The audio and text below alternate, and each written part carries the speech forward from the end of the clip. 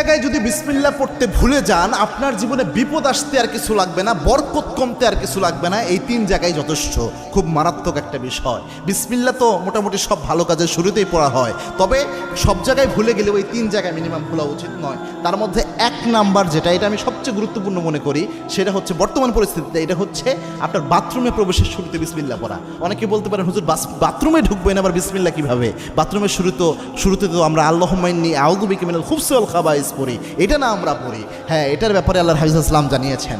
আল্লাহর হাবিব সাল্লাল্লাহু আলাইহি ওয়াসাল্লাম জানিয়েছেন, কোনো ব্যক্তি যদি বাথরুমে প্রবেশের সময় পড়ে আল্লাহুম্মা ইন্নী আউযু বিকা মিনাল খুবসি ওয়াল খাবাইস, এর ফজিলত হলো ওই ব্যক্তি বাথরুমে প্রবেশ করলে বাথরুমের মধ্যে যে দুষ্ট জিনগুলো থাকবে ওই ব্যক্তিকে দেখতে পাবে, কিন্তু কোনো ক্ষতি করতে পারবে না।